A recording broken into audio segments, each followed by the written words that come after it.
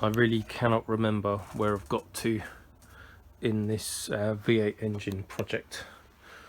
I should say it's not actually just the V8 engine, it's the car that goes with it, but I haven't quite decided the order in which I'm doing things, and purely because I needed the engine out of the way and stripped, I kind of did that first. But that has made an explosion of parts and mess everywhere, so in order to get some of my workshop back, I'm going to start putting the engine back together. So for the moment, all I've really done is fitted a new core plug at the back, put the little grommet screw things in, started to mount my engine mount frame on the back, ready to go onto its little pedestal table thing. The block, again, I have no idea whether I've already told you this, but it went away to be cleaned, checked over, flex honed, and that's all nice. The inlet I cleaned up, that's all done. It looks a bit funny, but that's because I've covered it in something called ACF 50, which is to stop corrosion developing on engine parts. People use it on their motorbikes. It's from the air industry. Performance camshaft, that's a Kent H180 or 200, can't quite remember now. H180, so you can Google it, but pretty much it's good for autos, good for torque. That's that. Those are carburettor parts for my carburetors on my V8S. Other engine bits, we got piston rings, assembly lube, we've got new head gaskets, gasket kits, all that kind of stuff. Under here we've got the cylinder heads and the crankshaft. Crankshaft was hopefully, I was thinking it was just going to have a polish, but it's actually had a very fine grind on it too. The cylinder heads both have had all of the valves taken out, all relapped, put back together again. The guides are the original ones because they're okay, but they've been machined to take the later Range Rover type top stem seal rather than the Rover SD1 type, so you can see them in there, the little blue bits. So they're all good, and really I just need to show it all back together again, so that is what I shall be doing. Here we have the block on its stand, inverted, all cleaned up. I've just been through it again with brake cleaner and a cloth, a lint-free cloth, to get rid of any sort of shite in there. Got my main bearings, the thrust face bearings, cruciform gaskets for the main cap at number 5, which the design has changed a bit since I last did this. They used to be a little bit extended. I always wondered why, because they don't actually do anything. Then that's the new rear main seal. That's what the cruciform things used to look like, but they don't. So I'm going to put the bearings in, clean up the crank, lower that into position, and for assembly lube I am using Clevite bearing guard that came with the kit. In the past I'd used this stuff, which I think is American, and it worked fine. I mean, I wouldn't know, I've only ever built one of these, or two of these before, so it didn't blow up with that stuff, but I'm using this stuff because that's what came, and it's in a nice new shiny clean bottle. Everything, although this might look like a bit of a mess, everything is as clean as I can possibly get it, and I'm keeping it that way to prevent any sort of crap getting in my brand new engine. To help me on my quest for cleanliness, I've got a brand new paintbrush and an old paint lid, and I'm going to decant some of this in there so that I can actually paint it on rather than dribbling it everywhere. Seriously thick stuff compared to the stuff I've used in the past, but I guess that's to make sure it actually stays in those interfaces while the engine's in storage and before it actually fires up. So liberal application, wash it all together. So these are the ones that sit in the block registers, so with the oil holes, and then the plain ones obviously go in the caps. Same with the thrust washers. Probably isn't very interesting, but it is quite satisfying to do.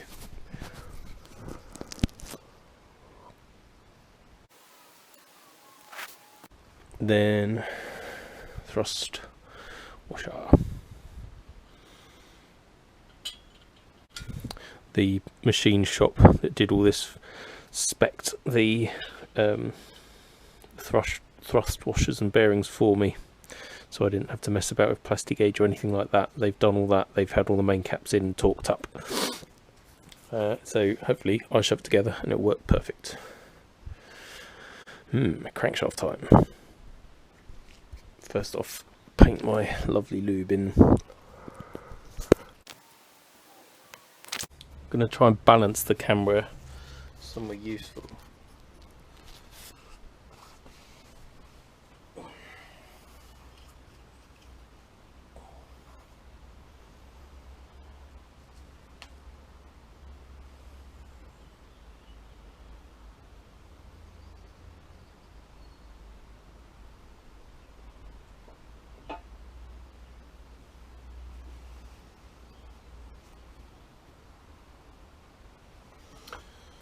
Trying to remember now whether I should have put the main seal on now or with the cap, but I don't suppose it matters.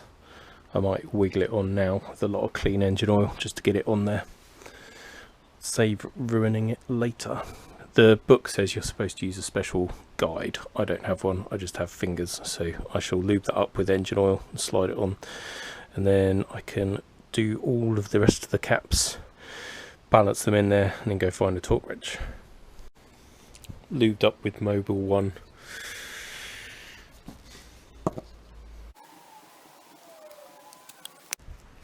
Probably not the perfect technique, but it's in there. So, main caps, cruciform, gaskets, all that sort of stuff.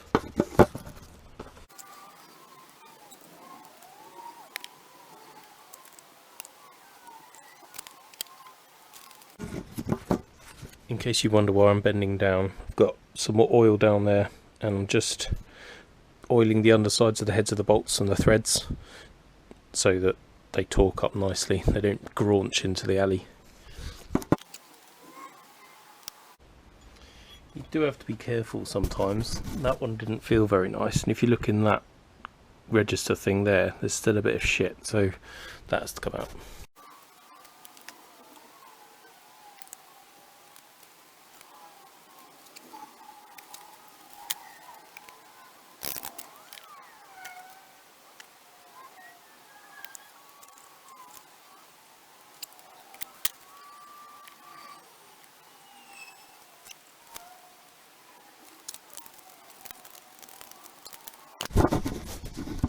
So that's main caps 1 to 4 done, and they're not obviously torqued up or anything. I'm just checking. I was most interested in the thrust washer, but sorry, bearing. That looks all good. I remember Richard at Turner Engineering checking it for me, so should all be good. Now I just need to degrease all of that area and the main bearing cap, fit my cruciform gaskets or seals as per the book. This stuff, this is why I hate the internet.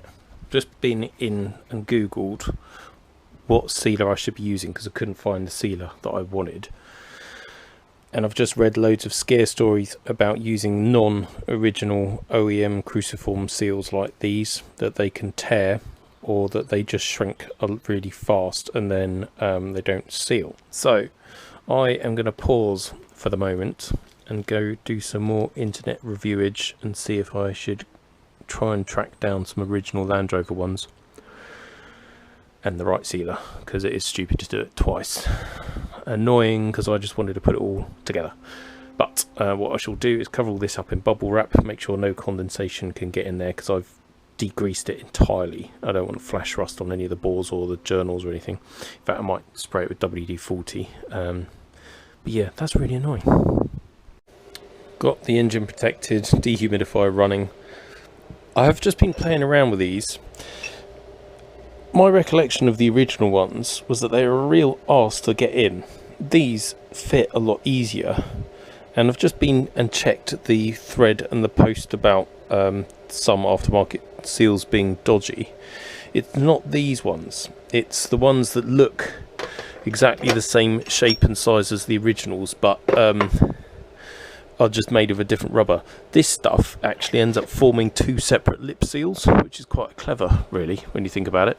So what I think I'm going to do is use these, but absolutely stuff that with Loctite Black, which is like an RTV, but it's a really good oil safe type of sealant. The book doesn't mention putting any sealer on these, it just talks about the register in the bottom there, but I think I'm going to add a bit onto the sides of these too, and then slap it together and we'll see what happens. I wish I could remember what I'd done on the old engine, because that worked perfect. It's dry as a bone. I'm pretty sure I put Loctite sealer on there, and I might have put Hylamar blue or something, Hylamar red, something down there, can't remember. Might have to go and look at some of my old photos and videos.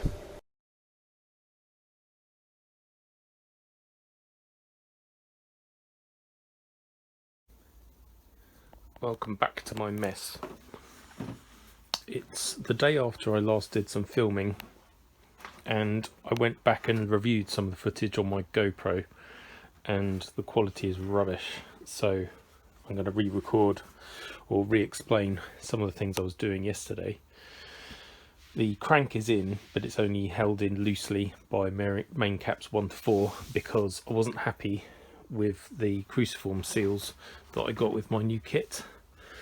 They're quite different to the original Land Rover and Rover style ones, which actually had more of an extension to these side pieces, and rather than being formed almost of lip seals, it was flat. This is the newer design, and I'm sure if it's a genuine Land Rover one it works fine, but everything I've read online says don't use a generic one, don't bother risking it, shell out and buy Land Rover ones, because the concern is that the rubber hardens and it shrinks back, and then you'll have a leak, which isn't ideal because it's a pain to get to if you do need to replace them. So I've ordered some genuine Land Rover ones from, I think, John Craddock Spares. That's about 13 quid by the time it's got the postage on as well, so that's a pain, and they haven't arrived yet, which is why that main cap isn't in and why the crankshaft isn't torqued down. In the meantime, I have been fitting piston rings. This is a set of Grant piston rings, standard size. The well, they're plain iron or steel, whatever you want to say. They're not chrome faced, they don't have a molybdenum facing to them. Yeah, so standard non-chrome face on the top of the front faces of the compression rings. The oil control ring is just standard sort of corrugated floppy spring steel, with then the two little scrapers, so that's the oil control ring set. And I've done 4 of them so far, looking like that, following the instructions, because it's quite important that you don't accidentally overlap the two ends of the oil control springy thing in the middle, and that the joins in the shims are opposed by about 1 inch to 2 inches either side of the wrist pin. And then number 1 and number 2 rings have gone in. I've gapped them as well, because these don't come pre-gapped. So what I've been doing is I think I've done 4 out of 8, so number 5 is the next one to do. So I'll just quickly show you. Mark it for top. This is hard to do one-handed without graunching something. I'll turn it around this way so you can see.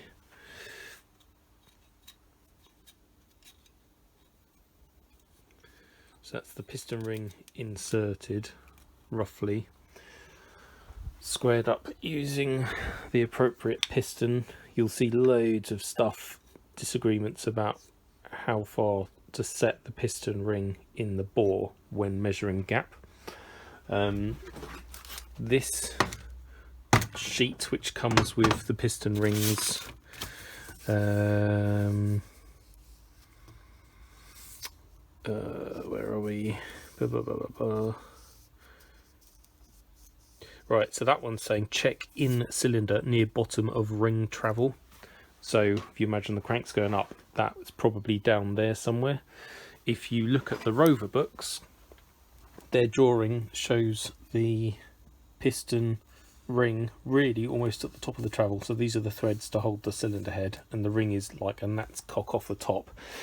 And that's the same whether you're looking at this workshop manual for 94 or 95, or whether you go back to the original SD1 manual.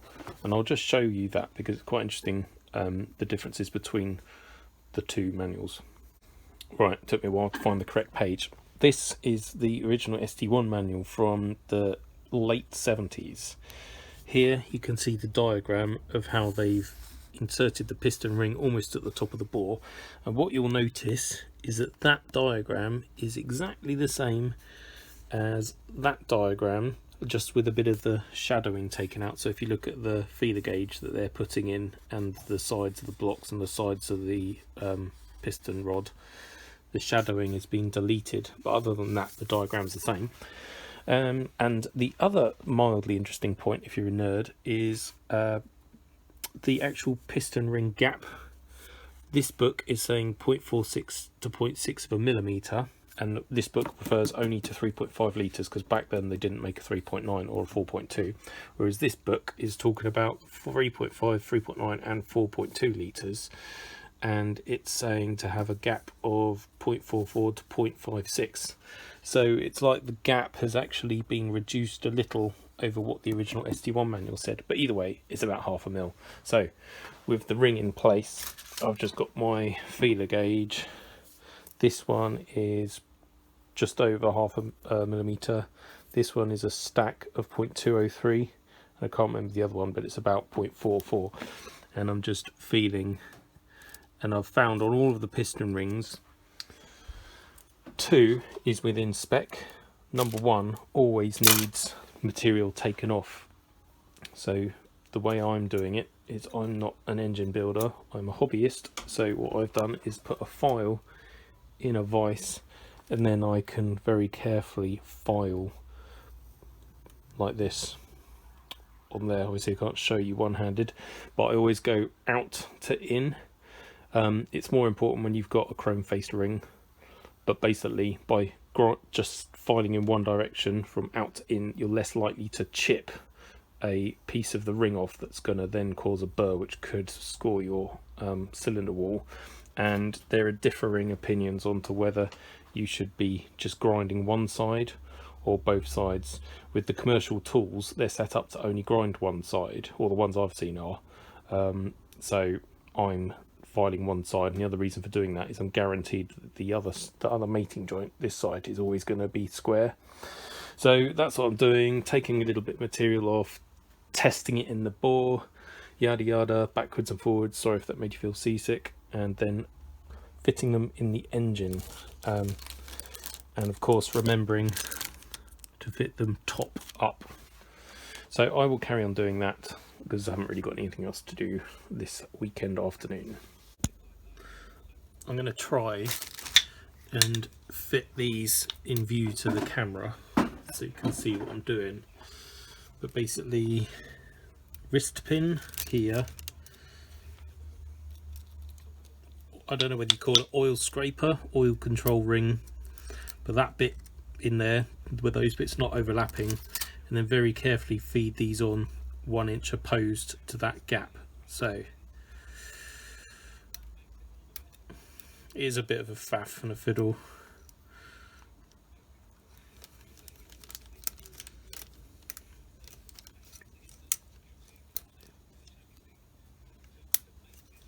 So there's one. So that's the join there, and then our first ring really is just to the offset from that vent hole. Same again. Get rid of that grease.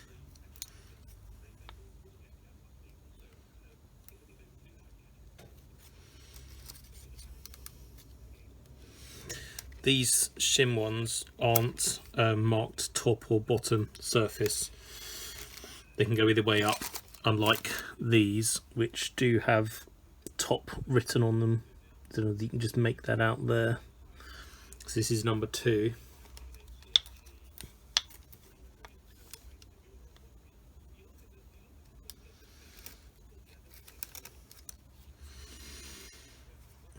Try and flex it as little as you need to, because they can take a permanent set, which you don't want. Number 2.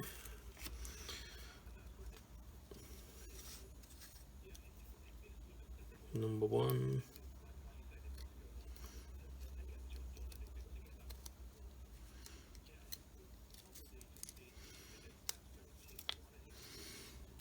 And that's that. I've read so much about piston rings. There are people telling you that you have to have the rings, the compression control rings, number 1 and number 2, opposed, so that these gaps don't ever co-align. The idea being that you'll lose compression. So they're saying set them opposites, or at least at a significant angle.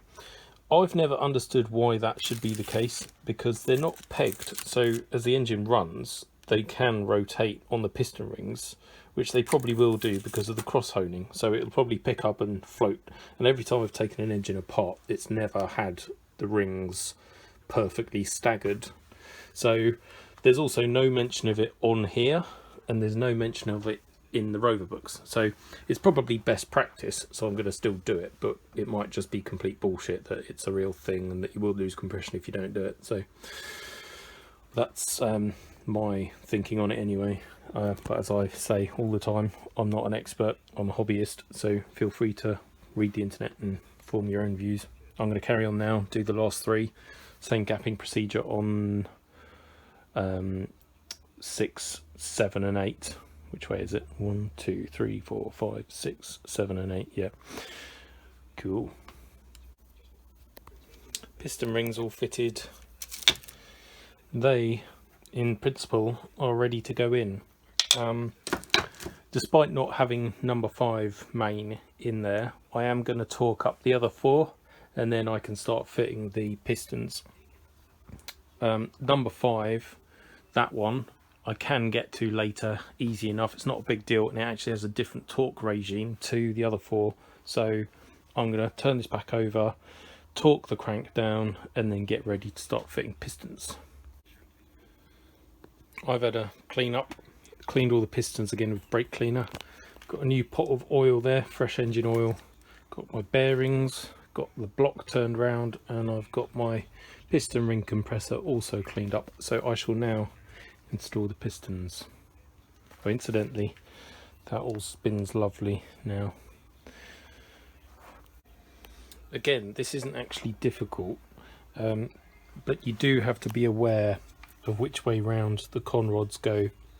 That dimple there, it says dome-shaped boss on con rods must face towards the front of the engine on the right bank of the cylinders and towards the rear on the left bank. When both con rods are fitted, bosses will face inward towards each other. So you just have to be aware of that. This is when it gets messy. Piston is all oiled up, as is the bore. Now I've got to fit that round there, slap it together. I've pushed the bearing shell into the piston, or the big end, and I've done the same with the cap. So they'll get coated with red goop before I lower it down onto the crank. Going to try and do this one hand, but not quite sure how that's going to work. That's all lubed up. I've rotated the crank so the journal is about as far as it will go away from me, and therefore I'm less likely to stuff one of the studs into it. And I'm just making sure that I have got the dimple the correct way round. And then, I mean, I could tape that up or put some rubber on the end, but I can't be bothered. So I am just going to offer it up and then smash it with a hammer. Well, I won't. I'll give it a tap with something.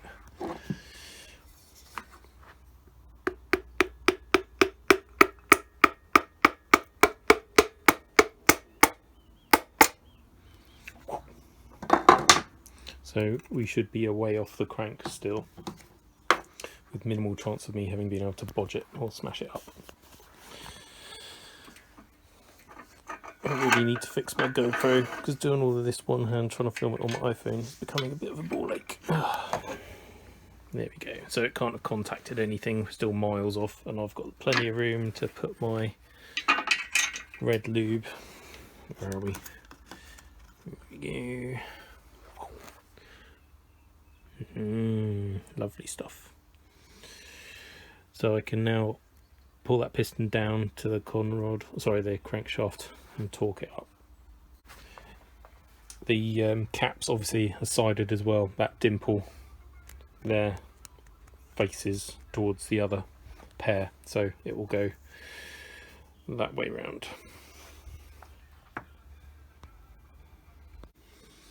I do love doing this, it's just so satisfying. So I've just rotated the crank and actually pushed the piston up with my hand. Now I can install this. Again, lots of red lube on there. Couple of nuts.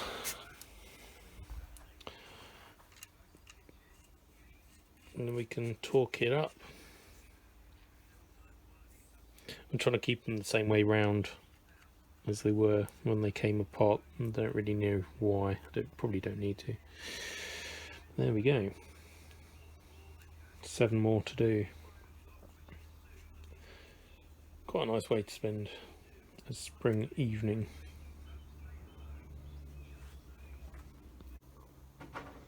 Well, that's all of the pistons installed, and apart from main cap 5, bottom end done really. It all turns nicely. I've been back through and double checked I've got all the rods, pistons, everything the correct way round. So and more reassuringly, I haven't ended up with any piston rings or shell bearings left over. So it's back together. I'll flip it over and show you the top side. Here we have the top side, which looks, as you might expect, kind of like an engine without cylinder heads on. Nice bores, no scoring, new rings, all new bearings, should be lovely. Just need to wait for that cruciform seal to turn up, and then I can probably put the rest of it back together. What was I going to show you? Yeah, this, if you're interested in Kent cam specs, although you can go and Google it, I thought I would show you live in the video, because that way you get an idea. But basically, the H180 is a sports torque camshaft, 22 bhp approximate increase, suitable for autos, no valve spring mods, but must be checked. So what I'll do is turn it over by hand. The next one I could have gone was the mild road, but I think the sports torque is nicer really as an all-round driver one, or so I'm told. I don't know, you guess, you pay your money, take your choice. So that's the camshaft, all covered in the red lube. Journals, I've done the same. I've got to try and thread the cam through there, and these are actually quite heavy, without scuffing or chipping any of the journals. I was very careful when I took the cam out. I think I actually had the engine up that way, which makes it easier. I could dismount this, but I couldn't be bothered at the moment, so what I'm going to do is try and support it on a piece of wire as I feed it through. Here we have the new hydraulic tappets, or cam followers.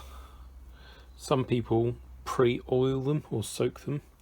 I'm not, because I asked a engine remanufacturer whether or not you should do that. He said don't bother, particularly if you're going to fit the shims under the pedestals, because you want this discharged of oil so that you can accurately measure the free play, I guess you call it, between the push rod and the bucket in the top of there. If it's charged with oil and you don't exhaust that, you're falsely getting a measurement of what the free play is. So I'm just going to again put a bit of that Cleveite stuff in and post them in those holes, and then I'll probably cover the engine up and go in because it's getting dark.